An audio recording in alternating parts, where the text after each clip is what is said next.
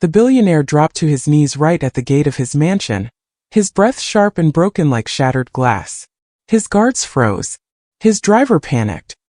His neighbors watched from afar, whispering but not moving an inch. Everyone stood still, everyone except one person. Amara. The young black maid threw her cleaning basket to the ground and sprinted toward him. "Sir! Sir, can you hear me?" she cried, sliding beside his shaking body. His skin felt cold. Too cold. Then, as she lifted his head carefully, something slipped from the inside of his jacket, something small, metal, and blinking red. Amara gasped. The billionaire forced out a whisper, his voice thin and dying. "Don't let them take it." "Take what?" Amara asked, her heart pounding. But before he could finish, heavy footsteps rushed toward them from behind. And when Amara turned, what she saw made her entire body freeze. Hours earlier, Amara Brown had only been working at the Carson estate for 3 weeks. The job felt too big for her. Tall gates, shiny floors, and a house so large it echoed. But she needed the money, and Mr. Charles Carson, one of the richest men on the East Coast, paid well. Still, she never quite felt she belonged. Not when some staff barely said a word to her.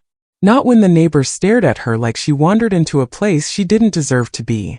And not when Mrs. Dalton, the head housekeeper, kept reminding her, "Do your work, don't ask questions, and stay out of sight." But Amara's grandmother had raised her on different rules. "Kindness is never small," Grandma Jean always said. "Kindness travels. Kindness returns." So even when people treated her coldly, Amara still smiled. She held doors open. She greeted everyone. She shared her snacks with the gardener's son. She tried every day to make somebody's load just a little lighter. Until that morning when life inside the mansion felt unusually heavy. Before we dive deeper into this story, kindly hit the subscribe button and stay with us till the end. Share the city you're watching from in the comments. Let's see how far this story travels. When Amara arrived at work, a strange silence filled the house. The guards whispered into their radios. The driver paced the driveway.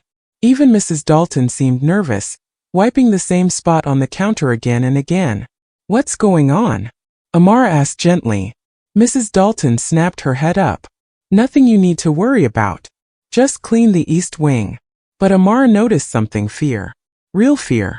And it wasn't only in Mrs. Dalton. It was everywhere. While cleaning the east wing, Amara overheard 2 guards talking just outside the hallway door. "Did you see how pale he was this morning?" one whisper asked. "He's been acting strange all week," the other replied. "He said someone is after him." Amara paused with her duster mid-air. Someone after the billionaire? She tried to push the thought away. Rich people had strange problems, she knew that much. Still, the worry in their voices tugged at her. Later that afternoon, Mr. Carson himself walked through the hallway. Amara stepped aside quickly. "Good afternoon, sir," she said softly. He stopped. Mr. Carson was a tall man, usually strong and proud, the type of man who filled a room just by standing in it. But today he looked tired. His eyes were red, his hands shaking, and his suit slightly wrinkled like he dressed himself in a hurry. He stared at her for a long moment. "You're Amara, right?" he asked. "Yes, sir. You remind me of someone." His voice cracked for a second before he cleared it. "Someone good." Amara smiled politely even though she didn't understand what he meant. "Thank you, sir." He gave a small nod and walked on, but as he did, something slipped from his pocket and hit the floor with a tiny metallic clink. "Sir? You dropped." Before she could finish, a guard rushed between them and snatched it off the ground. "It's nothing," the guard said sharply. "Get back to work." Amara stepped away, confused. The guard whispered urgently into his radio as Mr. Carson exited the hall without looking back. The whole afternoon felt wrong. Heavy. Unsteady. When Amara finished her chores, she stepped outside the gate to wait for the bus. But she only stood there for a minute before she saw Mr. Carson walking alone down the driveway toward the gate, one hand pressed to his chest, the other gripping the fence for support. "Sir," she called out instinctively. He didn't answer. Then he collapsed. Amara didn't think. She ran. She knelt beside him, lifting his head gently, her heart beating wildly. His eyes fluttered open. "Help!" he groaned. "I'm here," she whispered. When the strange blinking object fell from inside his jacket, she picked it up with trembling fingers. "What is this?" she whispered. Mr. Carson's eyes widened with panic. "Don't let them take it," he rasped. It's proof. It's the only." Suddenly long shadows stretched over them. Amara turned. 3 men in black suits were marching toward the gate. Their faces were hard. Their steps fast. Their eyes locked on her hand, the one holding the blinking object. One of them spoke into a tiny earpiece. "She has it." Amara's breath caught. The men moved quicker. Too quick. And that was when the closest one reached for her. Amara jumped back, clutching the blinking metal device tight against her chest. The man's hand swiped the air just inches from her. His face stayed blank, too blank, like someone who had been told exactly what to do and didn't care who got hurt doing it. "Give it to us," the man said in a calm but cold voice. "Now." Amara shook her head, her breath trembling. He said not to." The billionaire lay on the ground groaning, unable to lift himself. His fingers twitched weakly toward her, as if begging her to run. But the gate was still closed, and the guards inside the estate had gone silent, watching but not moving. Amara felt trapped. 3 men in front of her, a collapsing billionaire behind her, and nobody stepping in to help. Just when the man grabbed for her again, a shout broke through the air. "Hey! Back away from her!" It was the gardener's son, Tyler, a skinny 15-year-old with a bike helmet hanging crooked off his head. He wasn't strong. He wasn't tall. But he had the kind of courage that came from growing up with very little and knowing you had to defend what mattered to you. The men paused for a split second, surprised. Tyler hopped off his bike and stood next to Amara like a shield. "That's my friend," he said loudly. "You can't just touch her like that." The man closest to him tilted his head. "This doesn't concern you." "It does now," Tyler snapped. But even though he sounded brave, Amara could see the fear shaking in his shoulders. She tugged his sleeve lightly. "Tyler, go. Please." "No," he whispered. "You helped me when I had nobody. I'm not leaving you." The moment felt like a tiny spark in a dark room. Someone finally cared enough to stand with her. But the spark didn't last long. The tallest of the men took a long step forward and said, "We won't warn you again." Just then the gates buzzed and swung open. Everyone turned. The Carson estate head of security, Mr. Bernard, marched out with 2 guards behind him. His eyes scanned the scene quickly. The men in suits, the billionaire on the ground, Amara kneeling, the blinking device shining in her palm. For a moment Amara felt a rush of hope. Help was here. But the way Mr. Bernard's face hardened made her chest tighten. He didn't look confused. He didn't look surprised. He looked angry. And not at the men. At her. "What are you doing with that?" he barked. Amara swallowed. "Sir, he dropped it. And he told me not to let anyone take it." "You shouldn't be touching anything that belongs to Mr. Carson," he snapped. "Hand it over." The men in black suits stepped back respectfully, almost like they recognized Mr. Bernard's authority. Or like they were working with him. Amara's stomach turned. Something wasn't right. Mr. Carson's face twisted with pain and he managed to whisper, "No, don't." But Mr. Bernard raised his voice over the billionaire's weak whisper. "Give it to me, Amara. That's an order. And you 2 kids, step back or we'll call the police." Tyler clenched his fists. "Then call them. She didn't do anything wrong." Mr. Bernard's eyes flashed in annoyance. "Both of you are making a scene. Hand it over now." Amara stared at him. His jaw was tight. His fists were balled. He wasn't trying to help the billionaire. He wasn't calling for an ambulance. He was only interested in the blinking object. Mr. Carson said not to let them take it. They were trying to take it. Her heart hammered. She had only 2 choices: obey and betray Mr. Carson or refuse and risk everything. Suddenly, the device in her hand blinked twice, faster than before. Beep, beep. The men stiffened. Mr. Bernard's eyes widened. Then he lunged. Amara stumbled backward, grabbing Tyler's arm. "Run!" They sprinted toward the sidewalk, slipping between the suits and the guards. Tyler jumped on his bike and held out a hand. "Get on the back." Amara didn't think twice. She hopped onto the back of the bike, clutching his shoulders tightly. Tyler pedaled as fast as he could, his legs pumping hard. The men ran after them, shouting commands into their earpieces. Don't let them get away. Amara looked back once, and her heart jumped into her throat. Mr. Bernard was running faster than any man she had ever seen, his hand reaching out. Faster, Tyler, she cried. I'm trying. They sped down the street, swerving past a parked truck, racing toward the corner. Tyler's bike rattled violently on the pavement, the wheels nearly slipping. Amara could feel the wind stinging her eyes and the device buzzing hot in her palm. Behind them the men kept running. But Amara noticed something strange. Every time the device beeped, the men flinched. Like they were scared of what it might do.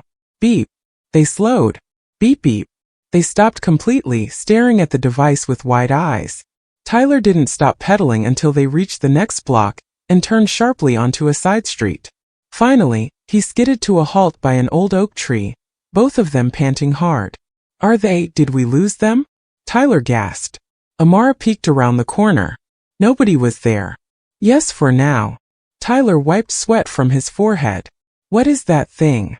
Amara stared at the small blinking device. It was made of silver metal, smooth with tiny unreadable symbols on one side. It wasn't a USB. It wasn't a remote. It wasn't anything she had ever seen before. I don't know, she said softly. But Mr. Carson said it's proof. Proof of what? Amara didn't answer because she didn't know. But deep inside her chest, she felt something cold and heavy settle in. Whatever she was holding wasn't normal. It wasn't safe. And someone wanted it badly enough to chase a maid and a kid down the street. Tyler sat down on the grass. What are we going to do now? Before Amara could reply, her phone started buzzing. She looked at the screen. Unknown number. The hairs on her arms rose. She didn't answer. But the call came again. And again. And again.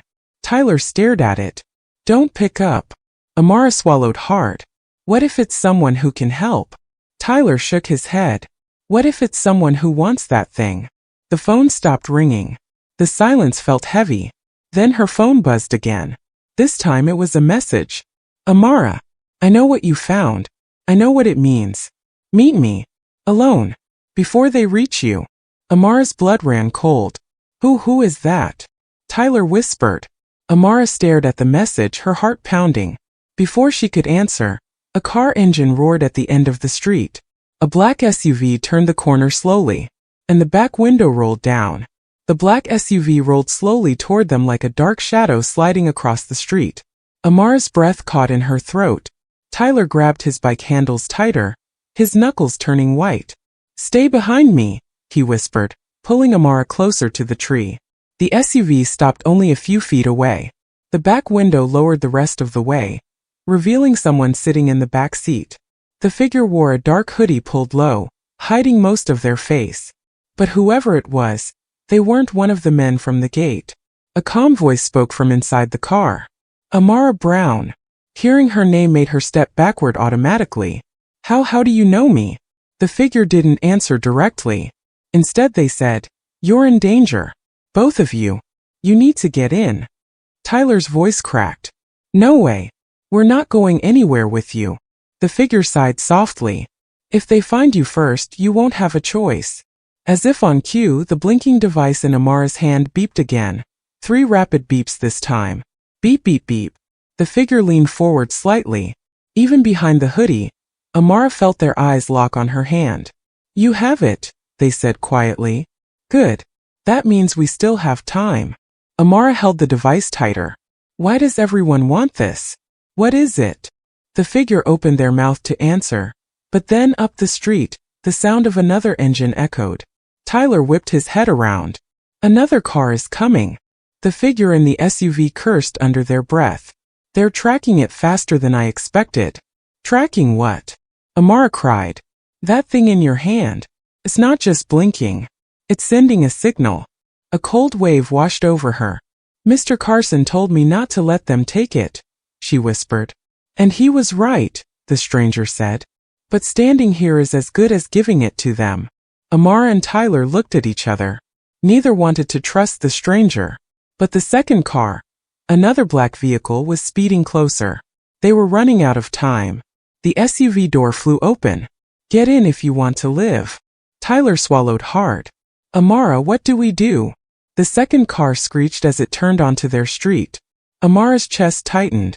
She thought of Mr. Carson collapsing at the gate. His weak whisper, "Don't let them take it." She made her decision. "Tyler, get in," she shouted. Tyler hopped onto the back seat. Amara jumped in after him, slamming the door shut. "Go!" Tyler yelled. The SUV shot forward, speeding past the oak tree a second before the other black car reached the spot. Amara looked through the back window and saw the men inside the second car glaring, their mouths moving angrily as they tried to catch up. "What do they want from us?" Tyler yelled over the rushing wind. The hooded figure stared straight ahead. "Not you. Just what you're carrying. Then take it." Amara said desperately. "Take it and leave us out of this." The figure turned their head slowly toward her. "If you give it to anyone right now," they said in a low voice, "you might as well sign Mr. Carson's death sentence." Amara froze. "What? What do you mean?" But the stranger had already turned back to the road. "You'll understand soon." The SUV swerved sharply to avoid a truck. Tyler yelped and grabbed the seat. Amara nearly fell forward but caught herself. They sped out of the neighborhood and onto a wider road. After a few minutes, the second car was gone. Only then did the stranger finally speak again. "Listen carefully. What you're holding is not a weapon. It's not money. It's something Mr. Carson uncovered. Something that proves what's been happening behind the scenes at his company." Amara blinked. "His company?" The stranger nodded. "Carson Industries. The biggest tech corporation on the East Coast." "Why would someone chase us for that?" Tyler asked. The stranger let out a slow breath. "Because whatever Mr. Carson discovered puts very powerful people at risk. He trusted almost no one. But he trusted one person to protect it. Me." Amara whispered. The stranger didn't answer, but the silence said enough. "You work for them," she continued softly. "You work in that big house. You're invisible to them. They don't pay attention to you. That makes you the perfect person to hide something with." Amara's heart sank. She never wanted to be anyone's perfect person for danger. She just wanted to clean rooms, earn money, help her mom with bills, and maybe buy new shoes for her little sister. "Why didn't he give it to the police?" Tyler asked. The stranger's jaw tightened. "Because some police are already involved." Amara felt her stomach twist. Everything was too big, too strange, too heavy. "What's on this thing?" she asked in a small voice. The stranger didn't look at her. "You don't want to know." "Not yet." "But..." Suddenly, the device in her palm beeped again. But this time it flashed bright. So bright it lit up the inside of the SUV. The stranger stomped on the brake. The tires screeched loudly as the SUV slid to a stop on the side of a quiet road. "What's happening?" Tyler shouted. "Give it to me," the stranger said sharply. Amara hesitated. "You said not to hand it over." "I said not to give it to them," the stranger replied. "If it keeps flashing like that, they'll find us again. I need to stop the signal before." Before they finished, a deafening boom echoed in the distance. A flash of orange lit up the sky. Tyler's voice trembled. What was that?" The stranger's eyes widened behind the hood. "They've shut down the grid." "The grid?" Amara repeated. The stranger nodded slowly, gripping the steering wheel. "They're coming. And this time they're not sending just a car." Amara's entire body tensed. "What does that mean?" The stranger turned to her, voice low and urgent. "It means if we don't move now, right now, they will erase everything. You, me, Tyler. And the only proof Mr. Carson risked his life to protect." Amara gripped the device. Beep. A second explosion sounded closer. The stranger's eyes flashed with panic. "Get down!" they shouted. The explosion's echo shook the ground beneath them. Amara dropped flat in the SUV, pulling Tyler down with her. The stranger threw their arm over the back seat. "Stay low," they shouted. A second shockwave rolled past the car, shaking it so hard the doors rattled. Dust and tiny rocks sprayed the side of the SUV. Amara's ears rang. Her heart pounded so loudly she could barely hear Tyler whisper, terrified. "What was that? What was that?" When the shaking finally stopped, the stranger slowly lifted their head, peering out the windshield. The sky in the distance flickered with faint orange light. They're wiping out everything on the grid that could expose them, the stranger said. That includes the camera systems, the network lines, emergency alerts, everything. Tyler trembled beside Amara. Who are these people? The stranger didn't answer. Instead, they turned sharply in their seat, grabbed Amara's wrist, and pulled the blinking device from her trembling hand. Hey! She cried, trying to pull back. I'm not taking it, the stranger said calmly. I need to stop the tracking. They pulled a small metal box from under the seat, a strange flat container with wires sticking out, and placed the blinking device inside. The moment the lid closed, the blinking stopped. It's in a signal blocker now, the stranger said. That should buy us a little time. A little. Tyler echoed weakly. The stranger nodded. They always find what they want eventually. A chill slid through Amara's spine. What do we do now? The stranger turned the key, revving the engine. We run. The SUV shot forward, tires kicking up gravel.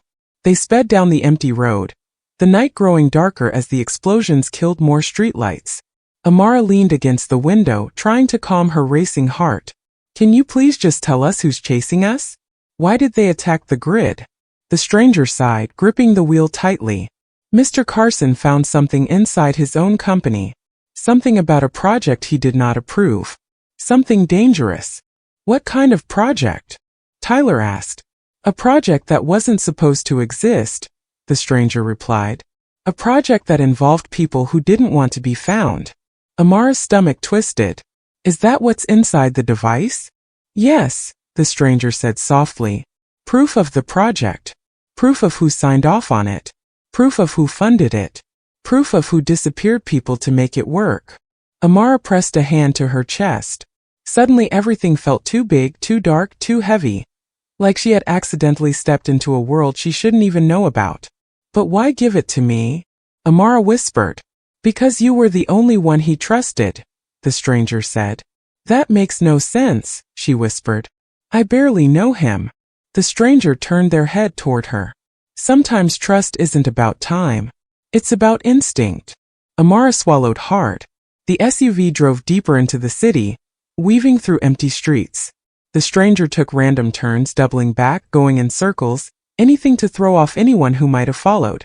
Finally, they turned down a quiet alley behind an abandoned bakery. We'll switch cars here, the stranger said. Tyler blinked. Switch cars? With what? The stranger stepped out and tapped on a rusty metal garage. It slid open from inside, revealing an older woman with long gray braids and sharp brown eyes. She wore a baggy sweater and held a mug of tea like she had been expecting them. You're late, she said without smiling. They were quicker this time, the stranger replied. Amara and Tyler climbed out hesitantly. The older woman studied them for a long moment. These are the kids, she asked.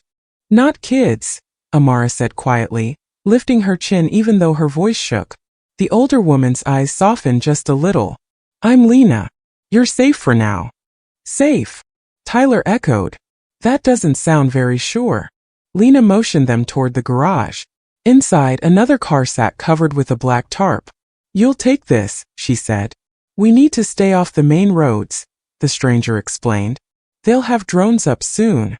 Amara's heart sank. Drones? Explosions? Hidden projects? This wasn't the world she knew. This was something out of a movie, but it was happening to her. Where are we going? She asked. Lena and the stranger exchanged a look. To someone who can help decode what Mr. Carson found, Lena said.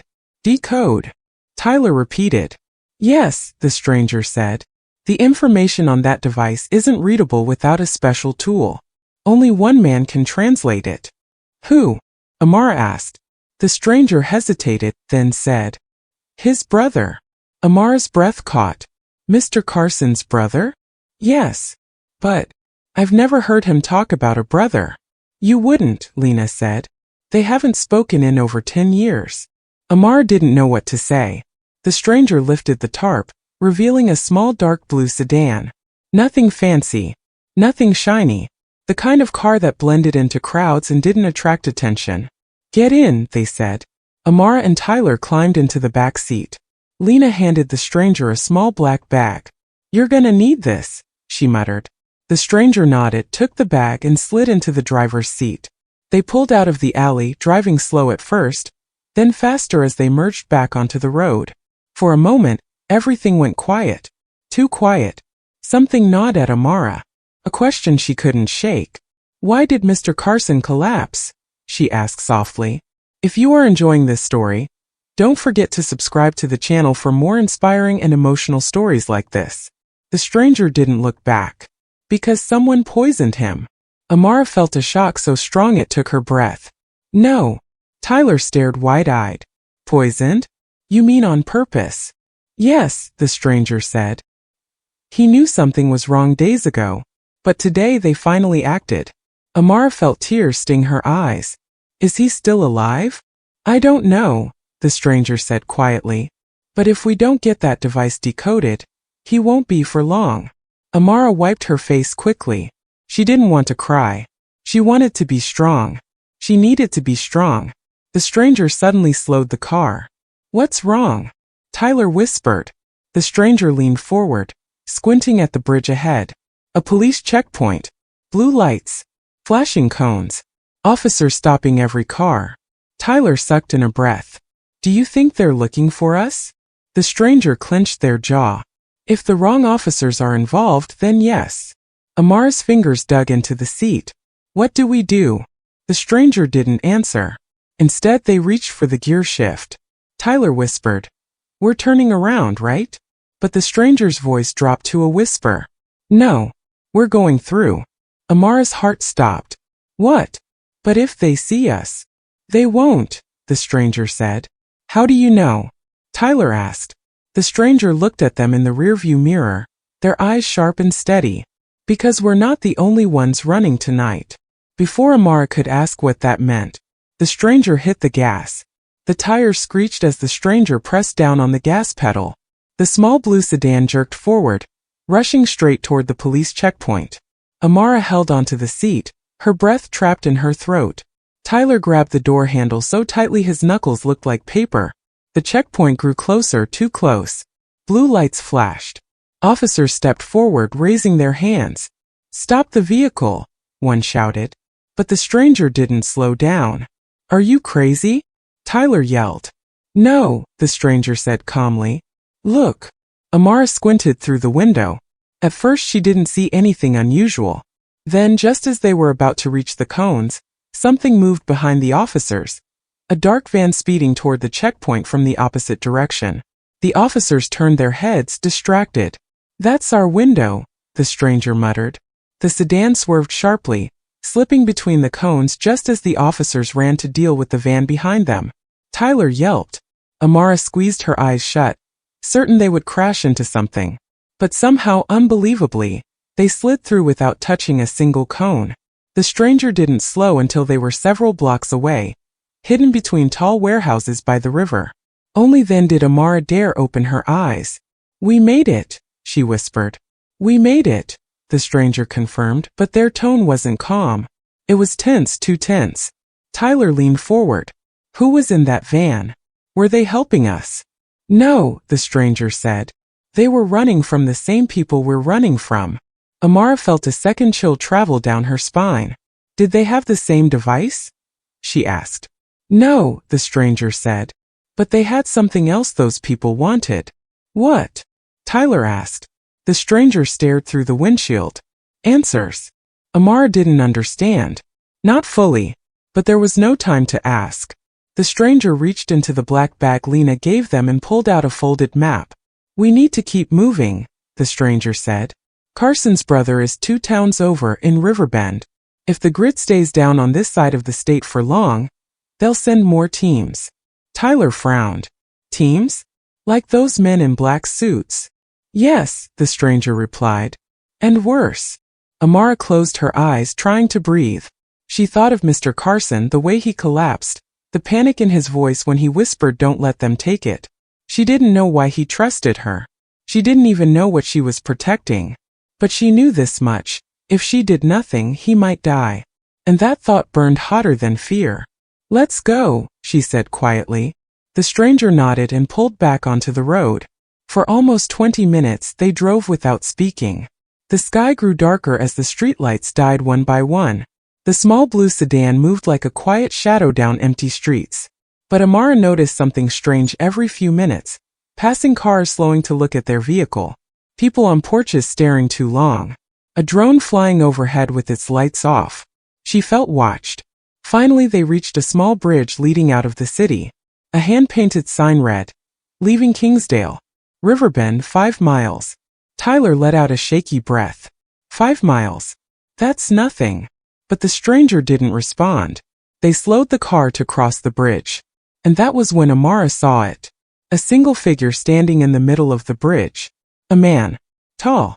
Broad-shouldered. Wearing a long coat that fluttered in the wind. He wasn't moving. He wasn't waving. He wasn't signaling for help. He was just standing there, facing their car. The stranger slammed the brakes. The sedan skidded to a stop just 10 feet from the man. "Why did we stop?" Tyler whispered. "Because," the stranger said, gripping the wheel tightly. "That's no ordinary man." Amara studied the figure. His face was partly hidden under the street lamp, but she could see enough: sharp features, pale skin, eyes too cold to be normal. He raised one hand slowly. Not waving. Not greeting. Just pointing. Pointing at them. Amara's heart thudded against her ribs. What is he doing? The stranger didn't blink. "He's giving us a warning." "A warning for what?" Tyler whispered. The man lowered his hand. Then he took one step forward. "Lock your doors," the stranger said. Tyler scrambled to hit the lock button. Amara grabbed the seatbelt strap like it could protect her from whatever was coming. "What does he want?" she asked. "He wants the device," the stranger said. "And he won't ask twice." The figure started walking slowly at first, then faster. "We're going back," Tyler cried. "We can't," the stranger said. "The bridge behind us is too narrow. If I reverse, we crash into the river." The man broke into a run. "Drive!" Amara screamed. The stranger slammed the gas. The sedan lurched forward, speeding toward the man. For a heartbeat Amara thought they would hit him. But at the last second the man leapt sideways, landing on the railing of the bridge with impossible balance, like a creature that didn't belong in a human body. "What is he?" Tyler shouted. The stranger didn't answer. The sedan sped past him. But as they reached the end of the bridge, Amara looked back. And her blood froze in her veins. The man had jumped off the railing. Not falling. Not crashing. Jumping. And landing on the road behind them. On his feet. Without bending his knees. He started running again. Faster. Faster. The stranger gripped the wheel tighter. He should not be able to run that fast. Tyler peeked out the back window and screamed. "He's catching up." The sedan sped around a curve, tires screeching. But the man kept coming. Amara felt tears in her eyes. "What do we do? What do we do?" The stranger reached into the black bag and pulled out something small. A smooth black sphere. "Tyler," the stranger said sharply. "Roll the window down." Tyler shook his head violently. "No way. He'll reach in." "He won't," the stranger snapped. "Just do it." Hands shaking, Tyler rolled the window down halfway. The stranger pressed something on the sphere. It began to blink red. "Throw it behind us," the stranger said. Tyler hesitated. "Will it explode?" "Yes," the stranger said. Tyler's eyes widened. "Throw it." Tyler hurled the blinking sphere out the window. It hit the pavement, bounced once, twice, then, boom! A blast of light erupted behind them, shaking the car and sending a wave of heat through the broken night air. The sedan wobbled but kept going. Amara whipped her head back. Smoke covered the road. The man was gone. The stranger let out a breath. "That won't stop him forever. But it bought us time." Tyler slumped in his seat, shaking uncontrollably. I thought we were dead." Amara stared at the smoky road disappearing behind them. "He wasn't human." "He is human," the stranger said. "Just not ordinary." "What does that even mean?" Amara whispered. Before the stranger could answer, the device inside the metal box beeped again. Faintly. Once. Twice. Then a long tone. The stranger's head snapped toward the sound. "No," they whispered. No, no, no. Tyler froze. What's happening now? The stranger's voice dropped to a terrified whisper. They found the frequency again. Amara's heart sank. Which means they're coming. The stranger nodded. And this time they're coming from above. The SUV's engine roared as the stranger pushed the pedal to the floor. The city lights blurred past, reflecting off the windows like streaks of fire. Amara clutched the seatbelt with all her strength, Tyler's small hand gripping hers like a lifeline. Above them a humming sound grew louder, like 1,000 bees swarming at once. They're coming from the sky, the stranger said through gritted teeth. Drones. Multiple. Armed. And they'll stop at nothing. Amara's stomach dropped. She could barely breathe. She thought of Mr. Carson lying helpless at the gate, the way his eyes had pleaded with her not to let the device fall into the wrong hands. She had promised silently, desperately, to protect it. The SUV turned sharply down an alleyway, tires screeching against the cracked pavement. Above, the first drone appeared, a black machine with blinking red lights, scanning the streets like a predator. Another followed, and then another. They know the device is in this car, the stranger said. We have to split up. It's the only way to survive. Amara's head shot up. Split up? How? I'm not going anywhere without Tyler. You won't have a choice, the stranger said firmly. Tyler, Amara, listen carefully. There's a safe house just a mile ahead. Once we reach it, stay inside.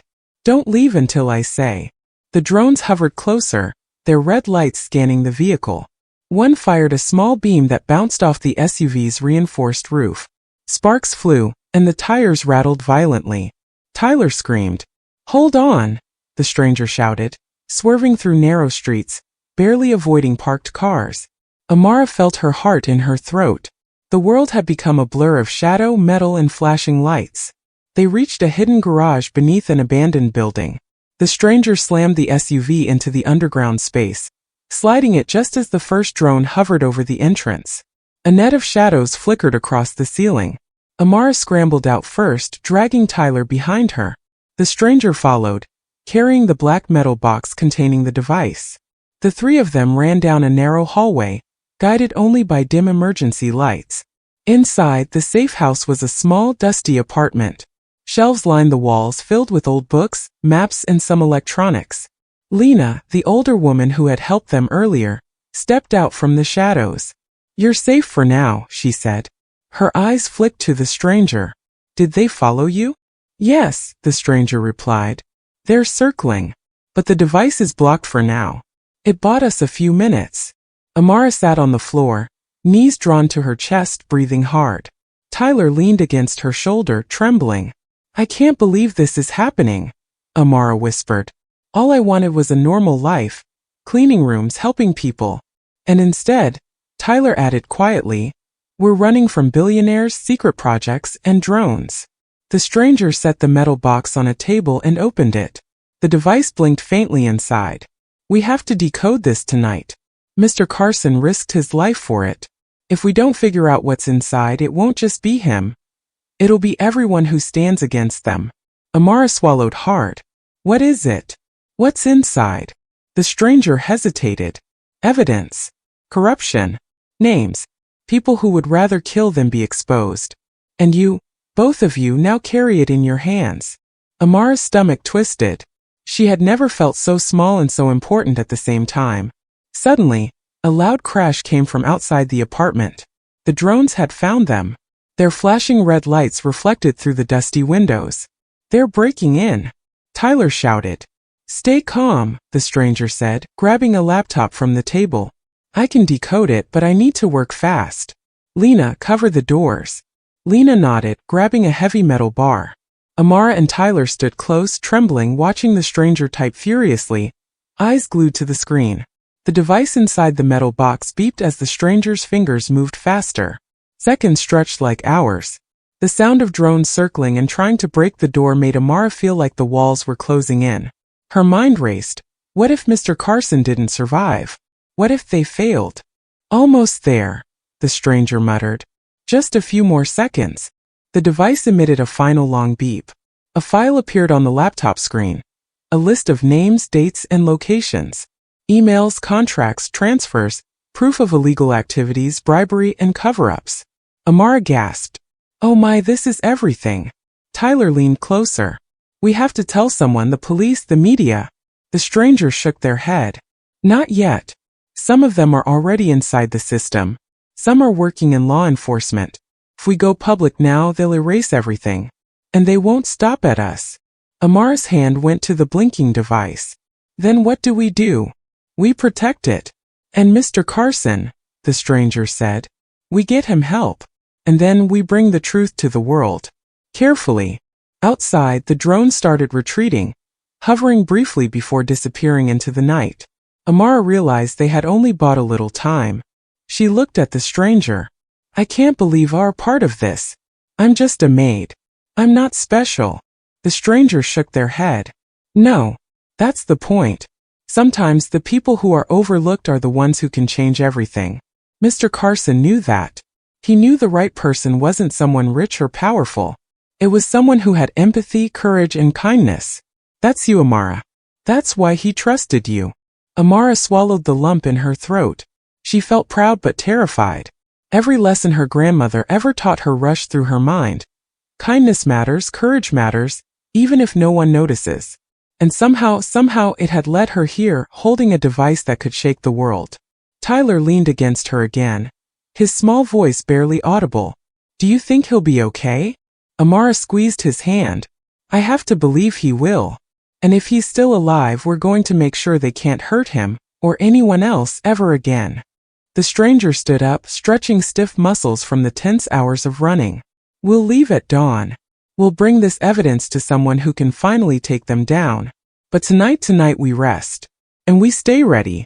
They'll come again. Amara nodded, looking at the blinking device one last time before it went dark in the metal box. She knew life would never be the same. She had been a maid, unnoticed and overlooked, and now she was a guardian of truth, of life itself. And she wasn't going to let fear stop her. Outside, the night was quiet, deceptively calm. But Amara felt the weight of what had happened, and the responsibility of what was to come. Somewhere in the city, the people who had tried to destroy Mr. Carson and take the device were regrouping, planning their next move. And Amara, Tyler, Lena, and the stranger would be ready, because kindness and courage had brought them this far. And now the world was about to see how powerful those qualities could truly be. As the first light of dawn touched the city skyline, Amara sat quietly, holding Tyler's hand, staring at the silent device in its metal box. She whispered a promise she didn't know anyone would hear. I won't let them win. Not now. Not ever. And with that, they prepared for the battle ahead, together. The world was about to change, and Amara would be at the center of it. If you enjoy this story, subscribe to the channel for more emotional and inspiring stories.